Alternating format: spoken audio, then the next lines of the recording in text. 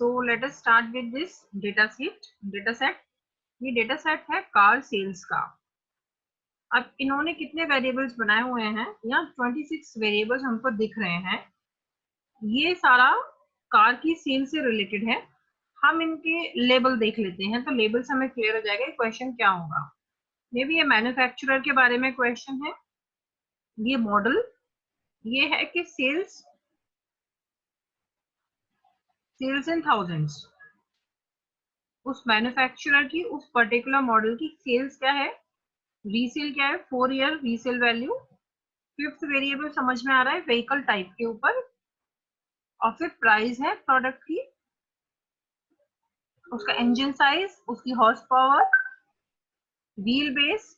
देखो उन्होंने शॉर्ट में इसको नेम दे रखे हैं। मैंने आपको जब स्टार्ट करा था तो बताया था आप नेम्स तो शॉर्ट में भी दे सकते हो और इसका पूरा डिस्क्रिप्शन आप लेबल में दे सकते हो। Weight, length, curve weight, fuel capacity, fuel efficiency और लॉ ऑफ ट्रांसफॉर्म, ये भी कुछ इसके बारे में डिटेलिंग होगा। Law of transform sales. अच्छा, ये इन्होंने जेड एक टेस्ट होता है, जेड इज अ टेस्ट, एक टेस्ट निकाला है और उसकी वैल्यूज यहाँ पर फिर से ली हुई है। तो अब मैन्युफैक्चरर का नाम और मॉडल का नाम तो नॉमिनल स्केल पर है, क्योंकि वो जस्ट एक रिप्रेजेंटेशन है कि मैन्युफैक्चरर कौन है और मॉडल कौन है उसका।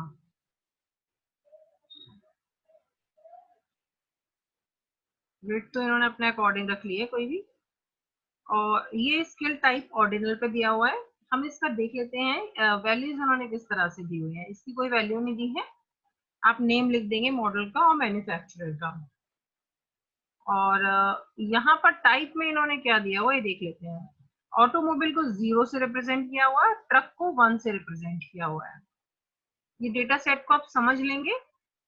और ये जब यहाँ इन्होंने नन दिया है, इसका मतलब सारा वेरिएबल स्केल पर है। अगर ये इसको 0, 1, 2, 3 से डिफाइन कर देते तो वो ऑर्डिनल पर आ जाता। जब इन्होंने नन दिया है, इसका मतलब एग्जैक्ट नंबर आ रहा है। एग्जैक्ट नंबर का मतलब रेशियो स्केल, सारा डेटा इनका रेशियो स्केल पर है। इस पे आप रिग्रेशन वगैरह कुछ भी रन कर सकते हो। तो लेट्स सी इसका डेटा व्यू क्या है।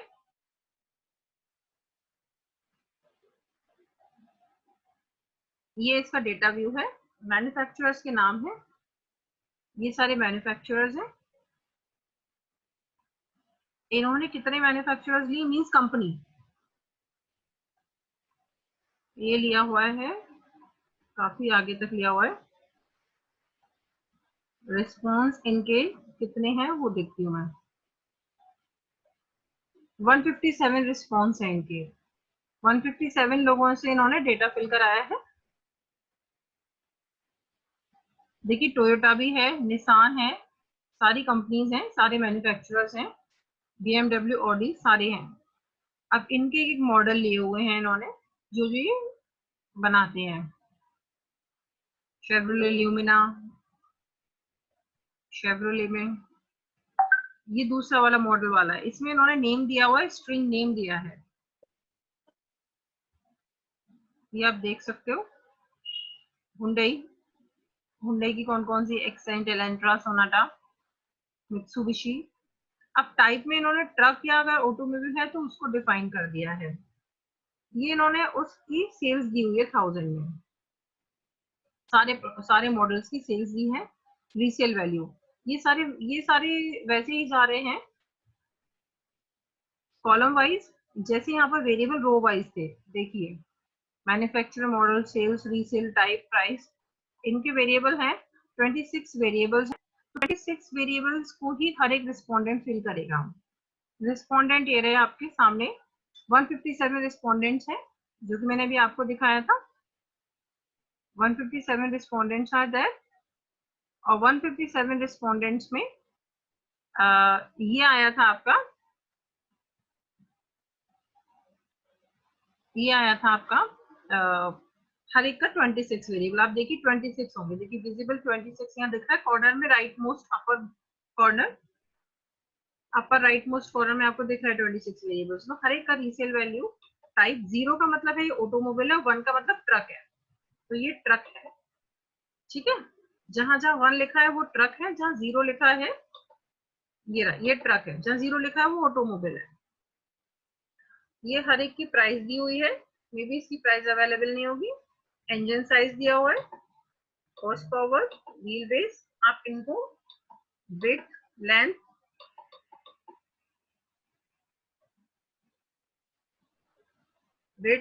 Price, curve weight, fuel cap, MPG in sales, ये इन्होंने ना जेड टेस्ट लगा करके उसकी वैल्यू निकाली हुई, तो ये इसको तो हम छोड़ सकते हैं, हमारे मतलब की नहीं है।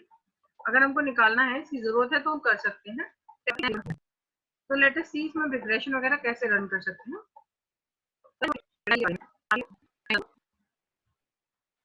वो आपको बता दी जाती है, कुछ टेस्ट आप लगा ही लीजिएगा, काई स्क्वायर और अनोवा तो जरूर कर लीजिएगा क्योंकि वो आपके सिलेबस में है। जो आप अपनी फाइल बनाएंगे उसमें काई स्क्वायर अनोवा कर लीजिएगा, और फाइल बनाकर आप मुझे प्लीज सेंड करते रहिएगा ताकि मैं चेक करती रहूं आपका काम कितना हो गया है। तो असाइनमेंट के अलावा, असाइनमेंट तो हमारा आरएम थ्योरी के लिए है, आरएम थ्योरी के अलावा जो हमारा है टॉपिक आरएम लैब, जो हमारा दूसरा सब्जेक्ट है, नेक्स्ट कोड है, जो हमारा नेक्स्ट सब्जेक्ट कोड है, वो भी आपका आरएम लैब साथ ही साथ चलता रहेगा, तो इसको भी करते रहिए और इसकी सॉफ्ट कॉपी आप चेक करा लीजिए क्योंकि इसकी भी मार्किंग अकॉर्डिंगली होगी।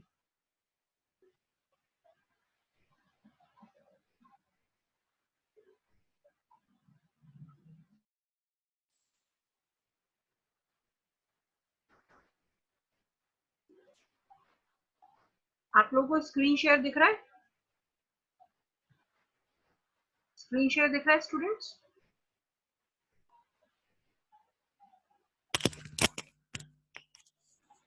मैं दोबारा से शेयर कर रही हूँ स्क्रीन। आई थिंक आप सबको दिख रहा है screen share.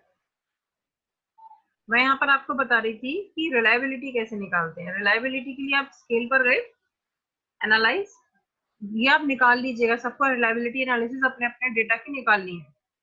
Go to analyse, go to scale,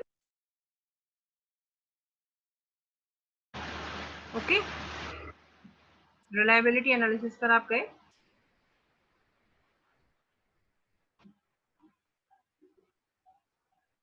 ये आप सारे लोगों को रिपोर्ट्स बनानी है, जो भी आउटपुट पे निकलेगा आप उसको कॉपी पेस्ट करते जाएंगे वर्ड पे और फाइल बन जाएगी, और फ्रंट पेज में आपको बता दूंगी कैसे बनाने हैं।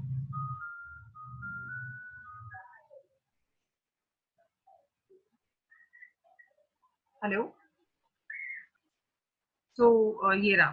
अब आपको रिलायबिलिटी किस चीज की निकालनी है, तो रिलायबिलिटी के लिए अपना डेटा लेंगे, शिफ्ट के साथ इसको सेलेक्ट कर सकते हैं आप, शिफ्ट के साथ आगे भी कर सकते हैं, क्योंकि मुझे रिलायबिलिटी पूरे ही डेटा की चेक करनी है, तो मैं यहाँ तक पूरा डेटा ले लूंगी और इसको राइट हैंड साइड में सेंड कर दूंगी। एंड देन अब मुझे क्या क्या वैल्यू चाहिए, कोरिलेशन पे जरूर टिक करिएगा, कोरिलेशन वैल्यू से ही रिलायबिलिटी एनालिसिस। तो ये सबको स्क्रीन शेयर तो दिख रहा है। अगर मुझको अनोवा भी चाहिए तो मैं एफ टेस्ट पर क्लिक करूंगी। मुझे समरीज में means, variances, covariance and correlation चाहिए तो मैं यहाँ पर भी टिक करूंगी। नहीं चाहिए तो देन कोरिलेशंस एंड कोवेरिएंसेस। क्यूकी टेस्ट को भी मैं टिक करती हूँ, कंटिन्यू करती हूँ। कंटिन्यू करके व्हेन आई मॉडल अल्फा, इसमें मुझे अल्फा ही निकालना है। इसमें देखिए 5 मॉडल होते हैं, आपको रिलायबिलिटी निकालने के लिए स्प्लिट हाफ भी निकाल सकते हैं, Guttmann, parallel, strip parallel, but हम अल्फा ही निकालेंगे, अल्फा इज मोस्ट पॉपुलर। तो आप अल्फा मॉडल पर ही ओके क्लिक करिए। ओके क्लिक करते ही जो दूसरी विंडो है आउटपुट विंडो वो खुल जाएगी। इन दो विंडोज के थ्रू हम देख सकते हैं।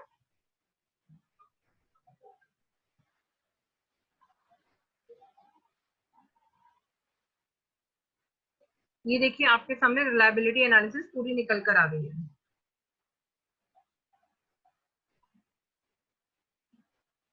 देख रहे हैं आप लोग? मैंने आप सबको अनम्यूट पे छोड़ा हो, आप सब सारे, कोई भी आप में से म्यूट नहीं हो, आप सब अनम्यूट हो।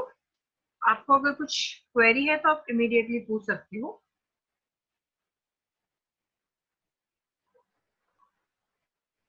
मुझे लग रहा है कोई कुछ पूछ रहा है।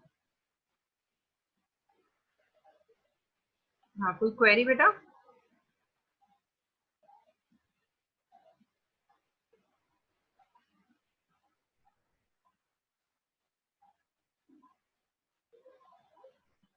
आई थिंक कितने स्टूडेंट्स हो आप लोग? 23 आप लोग आ चुके हो। ठीक है, तो आप लोग इस रिलायबिलिटी एनालिसिस को देखो।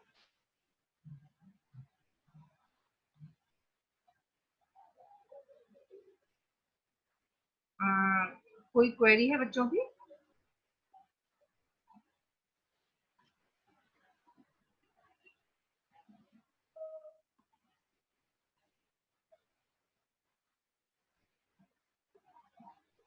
मैं एक बार देखती हूँ आप लोगों का चैट में क्या आ रहा है।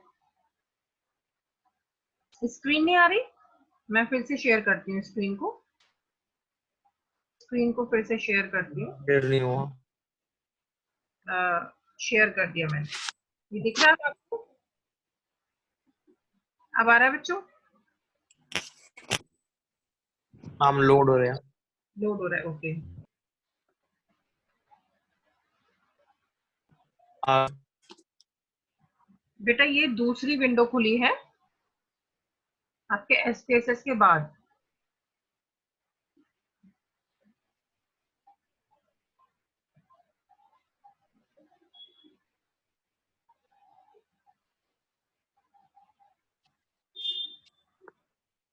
ये बेटा,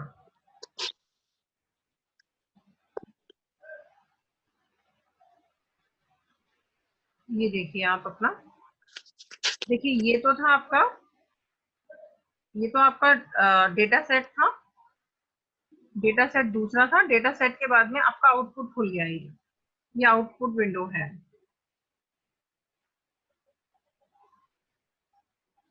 ऑल वेरिएबल्स, ये रहे रिलायबिलिटी की वैल्यू, ये रही 0.768। जब हमारी रिलायबिलिटी की वैल्यू क्रोनबेक अल्फा, मैंने आपको बताया था कि रिलायबिलिटी क्रोनबेक अल्फा की हेल्प से चेक किया जाता है। क्रोनबेक अल्फा आपके सामने आ गया। क्रोनबेक अल्फा की वैल्यू 0.768 है। क्रोनबेक अल्फा की वैल्यू अगर 0.7 से ज्यादा होती है तो आपका डेटा रिलायबल है। अगर 0.7 से कम होती है तो रिलायबिलिटी पे थोड़ा थोड़ा क्वेश्चन मार्क है। 0.6 से 0.7 के बीच ओके होती है।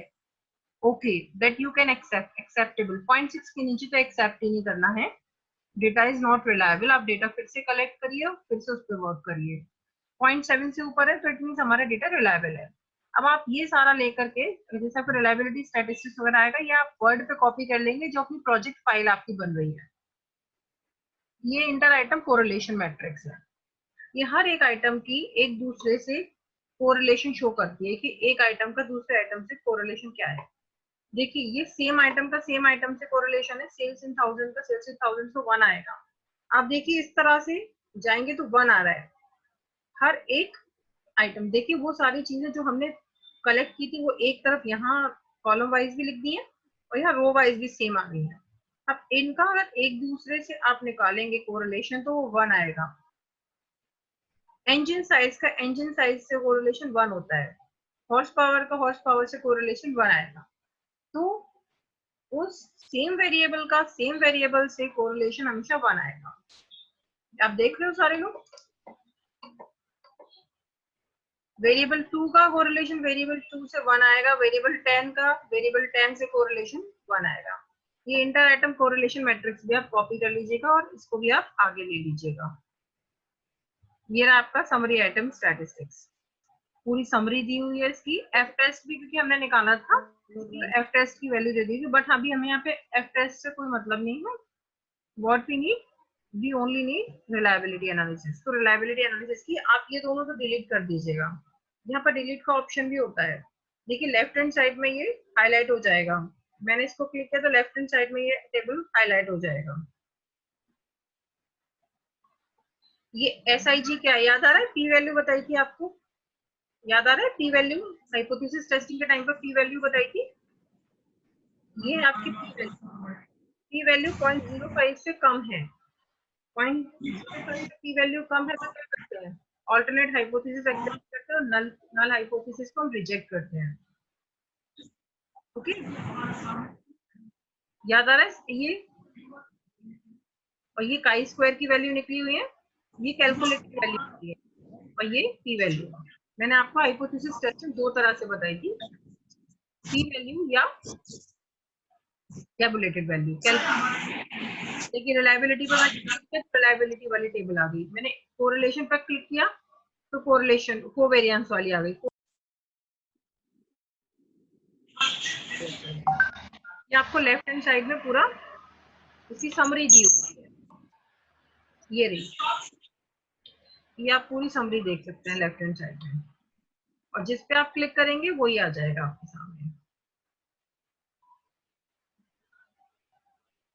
इसमें आगे आऊं मैं रिलायबिलिटी एनालिसिस के बाद।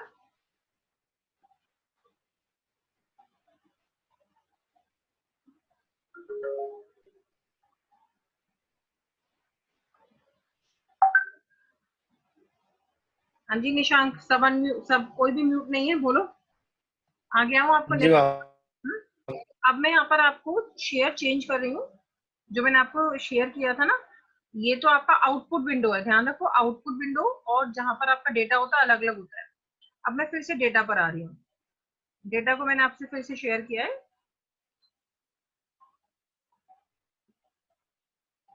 डेटा दिख रहा है आप लोगों को? आदित्य, आशु, अविनाश, यस मैम। सबको दिख रहा है ना डेटा? यस देखो मैम अब दिख डेटा रहा पे है। फिर से आ गई। अब आप लोगों को ये तो क्लियर हो गया कि रिलायबिलिटी कहाँ से निकालनी है, ये ढंग से समझते जाओ। आरएम लैब के प्रोजेक्ट में बनाना है आपको, प्रोजेक्ट बना करके और मुझे मेल करते रहना, मैं आपको गाइड करती रहूंगी। एक एक बच्चा अपना प्रोजेक्ट पहले असाइनमेंट खत्म कर लो, उसके बाद इस पर आ जाना। कंपेयर मीन्स में गए, ये मैं आपको पहले भी एक बार बता चुकी हूँ। वन वे अनोवा आ जाएगा, टी टेस्ट वगैरह भी यहाँ पर। अनोवा आपके सिलेबस में है, अनोवा पे क्लिक करते हैं।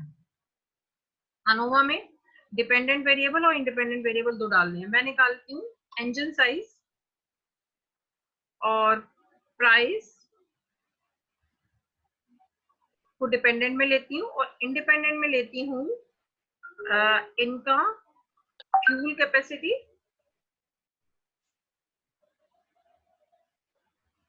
कर्व वेट, और एक वो था आपका इंजन साइज कहाँ गया? अच्छा इंजन साइज मैंने वहां ले लिया है, फैक्टर, इसको यहाँ लेते हैं फैक्टर में। अच्छा फैक्टर में तो एक ही आएगा, फैक्टर में दो नहीं आएंगे, ठीक है। फ्यूल कैपेसिटी ले लेती हूँ, एक बार में फैक्टर में एक ही आएगा। तो ये क्या है कि प्राइस और इंजन साइज, सॉरी ये तो गलत ले लिया मैंने, डिपेंडेंट में ये नहीं लेना चाहिए। डिपेंडेंट में लेते हैं हम, डिपेंडेंट वेरिएबल में लेते हैं सेल, सेल, सेल डिपेंडेंट में लेते हैं, सेल और प्राइस, और डिपेंडेंट में लेते हैं वो fact independent variable engine size को ले लेते हैं। फैक्टर में एक ही आएगा वन वे अनोवा में हमेशा। ऑप्शंस पे क्लिक कर लेते हैं हम।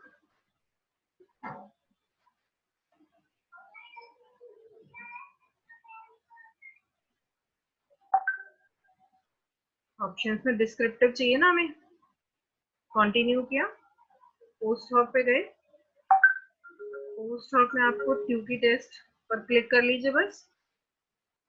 हेलो, कंटिन्यू, सिग्निफिकेंस लेवल आपने पीछे देखी, सिग्निफिकेंस लेवल नोटिस किया, ये रहा, ये पी वैल्यू होती है। आप चाहे तो इसको 0.05 की जगह 0.01 भी रख सकते हैं, आप चाहे तो 0.1 भी रख सकते हैं, 10%, 1%, 5% कुछ भी ले सकते हैं।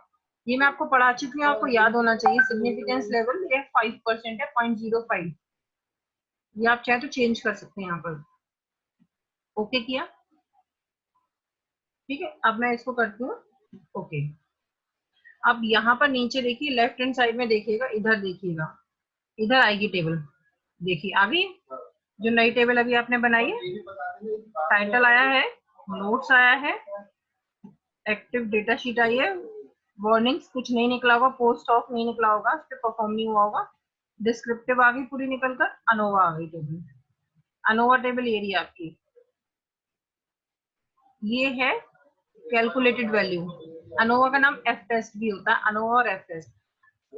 एफ टेस्ट और सिग्निफिकेंस ये निकल करके आ गया इसका। अब देखो मैं इसको इंटरप्रेट करती हूँ। आप लोगों ने इसकी इंटरप्रिटेशन नहीं पता है, आप लोगों को इसकी अनोवा टेस्ट की इंटरप्रिटेशन क्या होगी। नल हाइपोथेसिस हमेशा यही होता है कि दोनों वेरिएबल्स का कोई रिलेशन नहीं है। वेरिएबल्स हम देखते हैं हमने कौन से लिए थे। हमने डिपेंडेंट में क्या लिया था बच्चों, इंडिपेंडेंट में क्या लिया था। हमने सेल्स और प्राइस को इंडिपेंडेंट वेरिएबल में लिया था, जितना मुझे याद आ रहा है। सेल्स और प्राइस को लिया था डिपेंडेंट वेरिएबल में, और इंडिपेंडेंट वेरिएबल में मैंने लिया था इंजन साइज। ठीक है, इंजन साइज लिया था।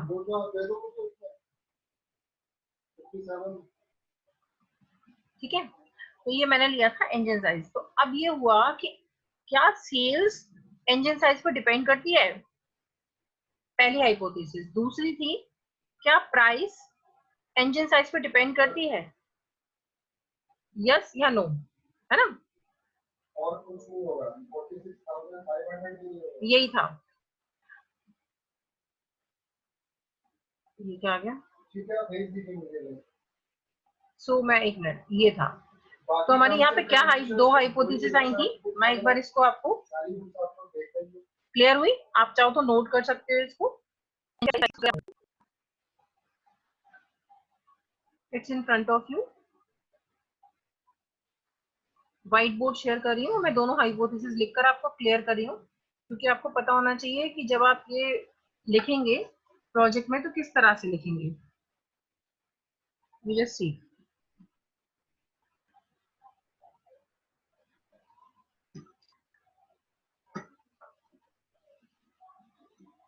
आपका था there is no relation between engine size of vehicle and its sales। ठीक है, ये हो गई आपकी H0,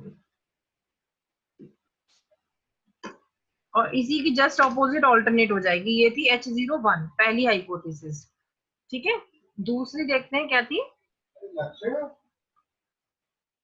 दूसरी एक तो सेल्स वैल्यू थी और थी आपकी प्राइस। दूसरा आपका था प्राइस।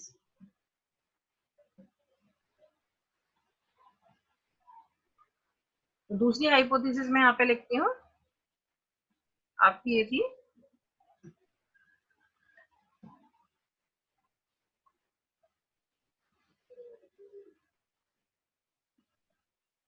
दूसरी हाइपोथेसिस को, इसको कॉपी करके लिख लेती हूँ, दो बार क्या लिखना।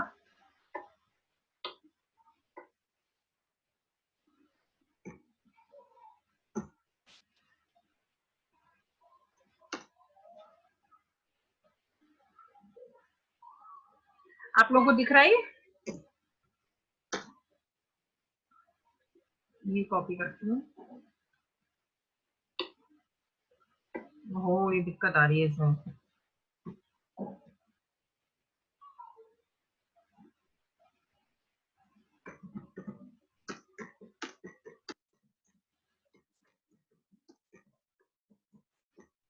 Between engine size and its price। Price ये हो गया आपका H02। ठीक है, तो ये दो हमारे पास नल हाइपोथेसिस है। अब हम देख लेते हैं कि इसको रिजेक्ट करना है या इसको एक्सेप्ट करना है। इसको रिजेक्ट करना है या इसको एक्सेप्ट करना है, उसको हम देख लेते हैं। मैं वापस से वहीं जा रही हूँ।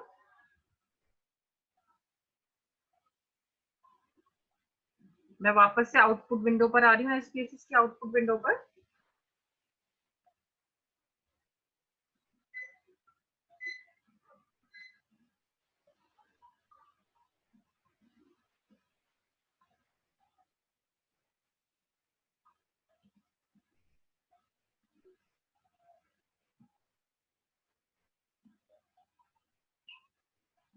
हाँ जी, शेयर स्क्रीन पे मैं फिर से आ रही हूँ। ये हमारी आउटपुट विंडो थी शेयर। अभी देखिए मैंने आपको पी वैल्यू की हेल्प से बताया था। पहली हाइपोथेसिस है ये सेल्स वाली, दूसरी हाइपोथेसिस है प्राइस वाली। पहली है सेल्स वाली, दूसरी है प्राइस वाली। सेल्स वाली हाइपोथेसिस देखिए 0.05 से ज्यादा है, 0.05 से ज्यादा है, और ये 0.05 से कम है। ये 0.05 से कम है तो इस केस में ऑल्टरनेट हाइपोथेसिस, सेकंड वाले केस में ऑल्टरनेट हाइपोथेसिस एक्सेप्ट हो जाएगी। और फर्स्ट वाले केस में क्योंकि ये पी वैल्यू 0.05 से बड़ी है तो इसलिए यहाँ पर ऑल्टरनेट हाइपोथेसिस रिजेक्ट हो जाएगी। ठीक है, तो हमारे रिजल्ट क्या आएंगे? रिजल्ट के लिए मैं फिर से जाती हूँ, यहाँ पर एक्सेप्ट होगी और वहां पर आपका रिजेक्ट होगी। अब आप लिख सकते हैं, आपका आउटकम आ गया, व्हाइट बोर्ड पे नहीं जा रही, मैं आपको वर्बल बता देती हूँ। आउटकम क्या आया हमारा? देयर इज ऑल्टरनेट हाइपोथेसिस आपकी हो गई कि there is relationship between price and engine size. तो यहाँ तो आपका ये बात प्रूव हो गई कि there is relationship between price and engine size, और यहाँ ये प्रूव हुआ there is no relationship between price and sale, engine size and sales. There is no relationship between engine size and sales, and there is relationship between engine size and price. मैं ये white board पर आ रही हूँ, फिर से share करती हूँ, ये रहा। तो यहाँ पर क्या हुआ आपका? यहाँ पर alternate hypothesis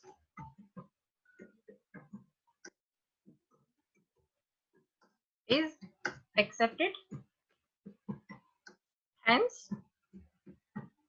null hypothesis is rejected। ठीक है,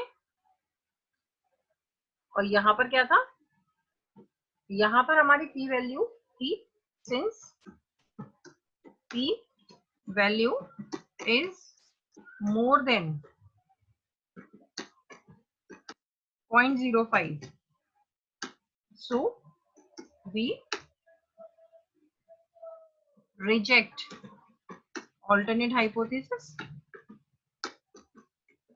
and accept null hypothesis।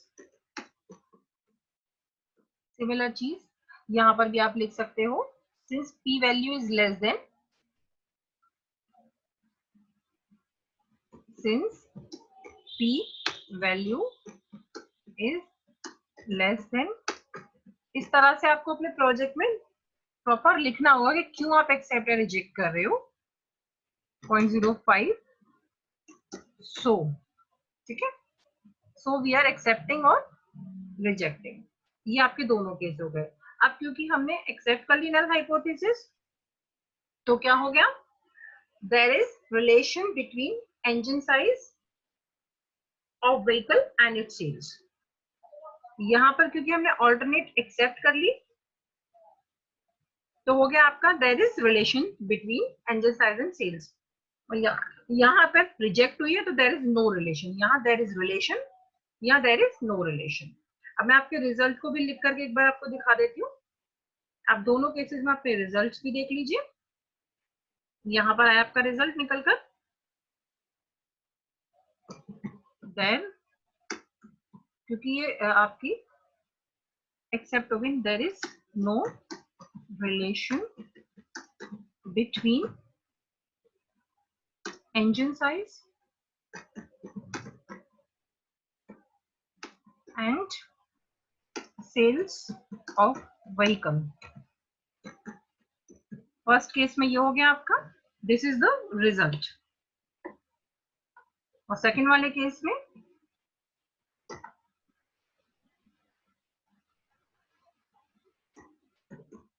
ये आपका रिजल्ट आ गया, देयर इज रिलेशनशिप, ये result. I think it's clear. अभी आप लोगों की मैं लैब के ऊपर और क्लासेस लूंगी, रिजल्ट ऑफ सेकंड केस, ये हुआ आपका रिजल्ट ऑफ फर्स्ट केस। ठीक है, कोई क्वेरी है तो पूछ लीजिए, we are running short of time. मैं पार्टिसिपेंट का एक बार बस क्लिक कर लेती हूँ। कितने पार्टिसिपेंट्स हैं? We are running short of time और इतने में हमारी मीटिंग एंड हो जाएगी। कोई क्वेरी है तो आप पूछ लीजिए, मैंने किसी को भी म्यूट पे नहीं डाला हुआ है।